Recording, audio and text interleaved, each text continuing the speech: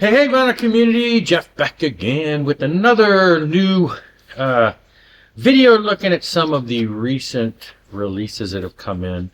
And these actually, as the title hints to, are of the more extreme, heavier metal, extreme side of things than I'm usually prone to showing. So anyway, yeah, let's get into this. These have, one of these came in while I was here. It was a pre-order. I knew it was coming out by the time I'd still be here, so I had it shipped here. The other one actually was shipped to my home, and then my daughters brought it down when they came down for Thanksgiving. They brought me the mail, so it's been out for a couple extra weeks.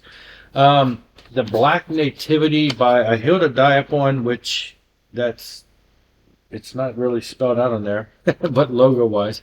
Anyway, AHTDUOfficial, Illinois bands, death metal for the most part.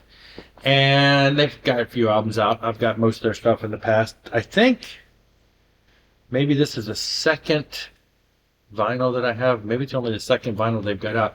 But as you can tell, a Black Nativity, as you can tell, it is a nativity-based album. It is a Christmas album. So in their own style, of course. So we've got a lot of ancient stuff on here. But, you know, the classics that you know of, like We Three Kings, What Child Is This, Silent Night, Auld Lang Syne. And then you got things like Left-Handed Wizard, Sacred Harp 133, Hymn to Marduk, Part 1 and Part 2.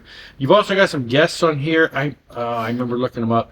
One of the guys, I'm not sure how this all worked out, but there's actually a guy on here that features, and he's from the band, the secular band Rotting Christ. Anyway, you've got some additional people. You've got Bruce from Living Sacrifice appears on here.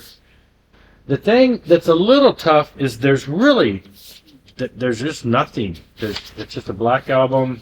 Even the labels, there's no credits, no band information. It doesn't say what these featured people do. You know, you can look at it because one of the guys, when I looked it up, I think one of the guys plays guitar, he sings, he does all this stuff. I'm like, so what are you doing here? I mean, you can listen to the album and try to figure out if he's doing a different thing. Anyway, not a whole lot of details on what the people do. There's no credits. There's no who played what. There's no label. It did come to me from Rottweiler Records as far as the mailing company, but I bought it from the Bandcamp, pre-ordered it, and it came out. And I have to say, I enjoy it. It's different. Not all the songs are like extreme metal. Some of them are just different arrangements, and the tone is a little darker, and then, you know, so it's got some melodic moments, but from a darker feel to it. But yeah, anyway, it's great stuff. It's a different take on various Christmas tunes. So I've enjoyed it. I've listened to it a couple times digitally. And then the other one is the new one from the Testimony of Apocalypse, The Offering. I probably showed the CD of this probably a couple months ago when it came out, and then the vinyl finally came out. So Testimony of Apocalypse it started off on their first album, which I do have. The first album was the original singer and some of the musicians from the first Sacrament album, which was entitled Testimony of the Apocalypse. So it was like bringing back, because after the first album they changed singers, but the first album by the Testimony of Apocalypse was the original singer and the drummer, and, you know, guys from the three guys from the original band. This time around the singer's gone, so it's not like you have the consistency of the same singer from the original Sacrament album.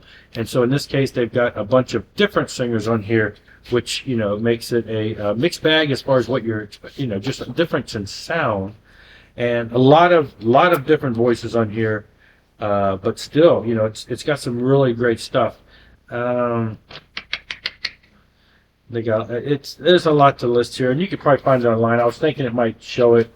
It's got the insert here.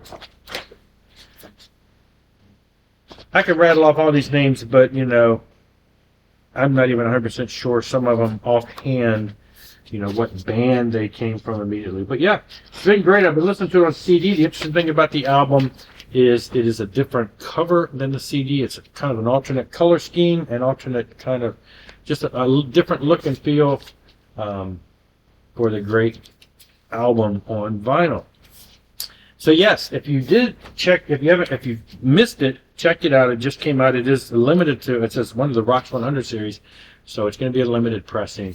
But I've been enjoying it for the past couple months. I've been listening to it, so check it out. Of course, both of these bands are going to fall into the, if you're not already aware, they are going to fall into the Christian metal realm, but it is extreme metal. A little more extreme than I typically listen to, but I love the early Sacrament stuff, so I had to follow these guys, and I've been a big fan of the A Hill to Die Upon. The thing I like about extreme bands, the bands that I tend to like, are the ones that I can fairly easily decipher the vocal stylings of. And A Hill to Die Upon have always been kind of in that range. They're not, they're not guttural, they're not, they're not black metal screechy sounds, so bands like that where I can actually, without too much terrible trouble, make out what they're saying are the kind of bands I listen to. So anyway, there you go. 2 heavier than usual releases that I cover, and check them out. Both of them are available now and in limited quantity. So that's it for this one. Rock on and rock hard.